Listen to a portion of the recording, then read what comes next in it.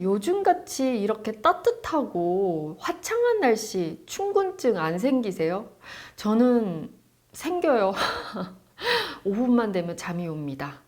여러분, 여러분들의 충곤증을 싹 날려줄 수 있도록 제가 신나고 즐겁게 레슨을 해보도록 하겠습니다. 눈 똑바로 뜨고.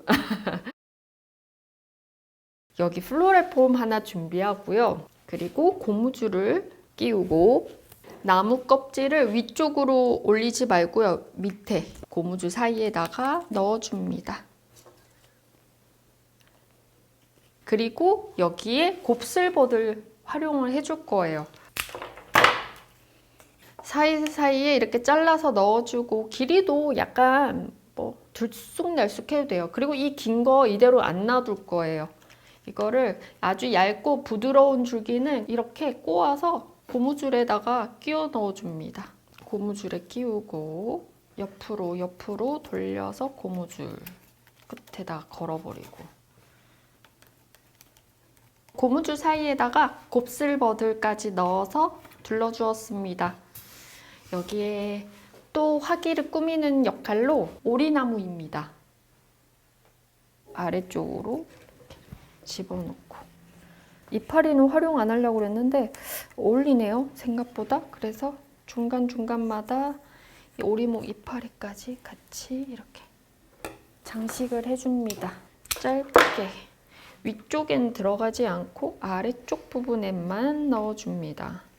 내가 만들고 싶은 화기 하나 만든다 생각하면 돼요.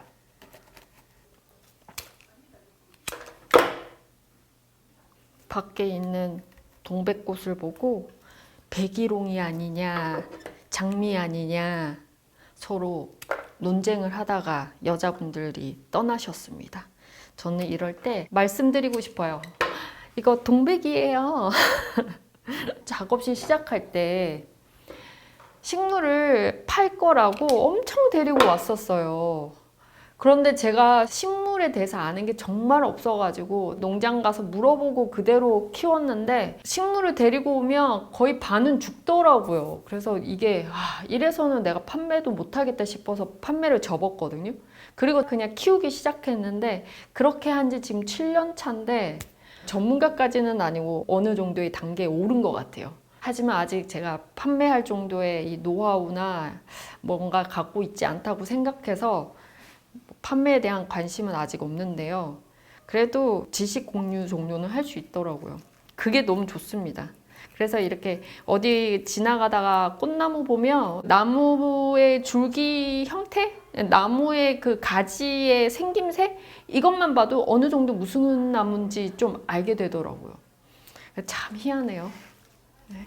이런 사이에 저는 오리목 나무까지 밑에 꾸며주었습니다. 여기에 또 이 밑과 위가 어우러질 수 있는 그 중간 단계에 들어가야 되는 꽃을 넣어 볼 겁니다. 피어리스. 이 윗면은 사용하지 않고요. 옆면에만 피어리스를 넣어줍니다. 아래로 이렇게 그냥 꽂아줘도 좋습니다. 라일락입니다. 미스킴 라일락. 가장 내가 두고 싶은 곳부터 시작하면 됩니다. 사방용을 할 때에는 그냥 시작점을 만드는 사람이 가장 집중하고 싶은 곳부터 시작을 하면 되고요. 거기에 그냥 기준이 돼주는 거예요. 기준! 한쪽에 이렇게 라일락 나무를 피어리스와 어우러지게 한쪽으로 몰아줬고요. 저는 여기를 잠시 비우고 그 반대쪽에 다시 강하게 라일락을 넣어줍니다. 양가쪽으로 라일락을 놔두고 그리고 라일락의 이파리를 활용해서 연결을 시켜줍니다. 헬레보루스입니다.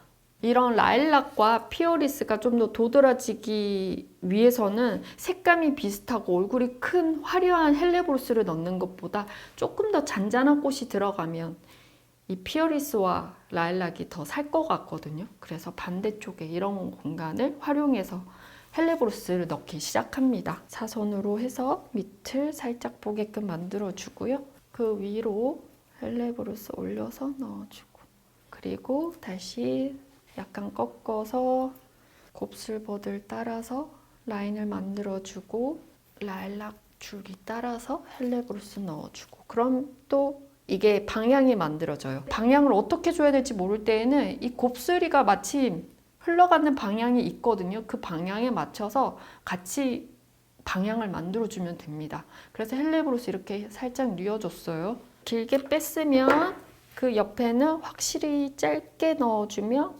간격이 차이해서 음량이 생기고 그 음량 때문에 훨씬 굴곡이 아름답게 보이기도 합니다. 그리고 아주 짧게 한번 잘라서 아래쪽에 반대로 이렇게 꽂아 넣어요. 이런 식으로. 펜지입니다.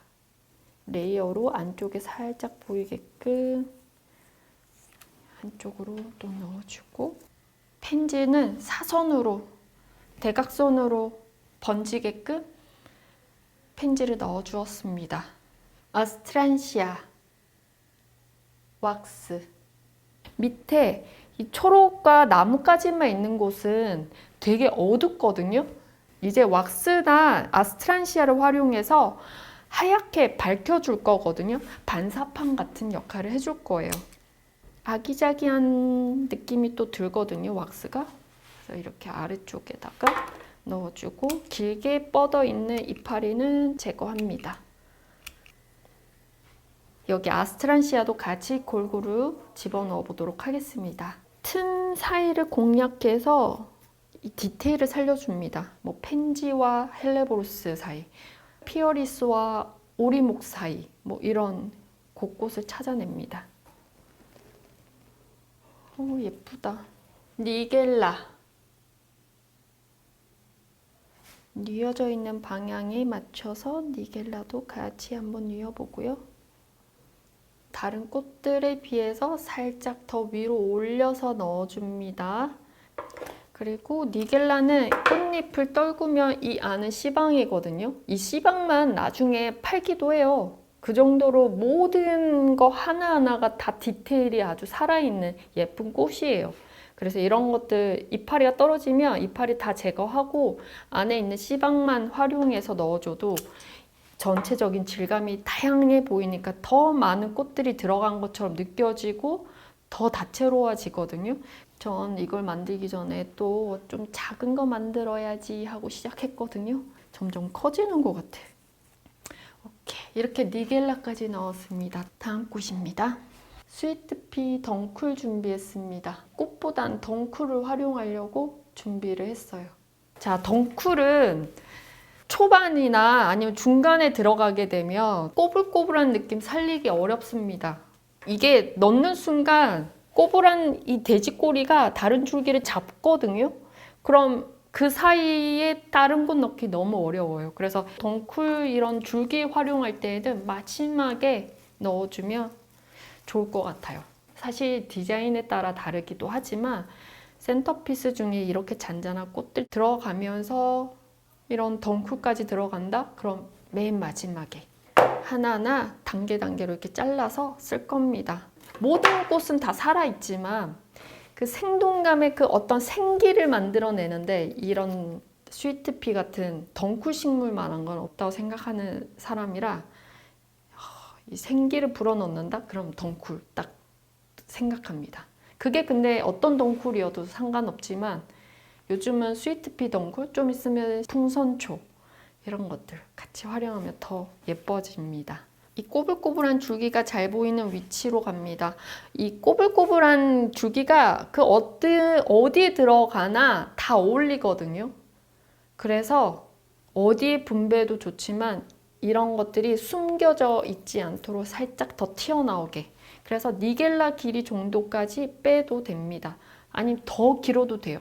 그리고 중앙에서는 곱슬버드를 따라서 라인을 태워주고 포인트를 줄 건데요. 이걸 아그로스템마 비스카리나를 활용을 해볼 겁니다. 이번에는 사선으로 반대쪽에서 쭉 밀어 넣어주고 이제 꽃은 다 넣었거든요. 이렇게 해서 제가 준비한 꽃은 다 넣었어요. 마지막에 남겨놨던 피어리스를 조금 더 과감하게 넣어줄 생각입니다. 위에서 떨어지듯이. 이걸 처음에 다 해버리면 다 어디 갔는지 없어져 버려요. 그래서 포인트를 확실하게 주고 싶은 거는 어느 정도 남겨놨다가 뒤에 마지막에 써주면 훨씬 좋습니다.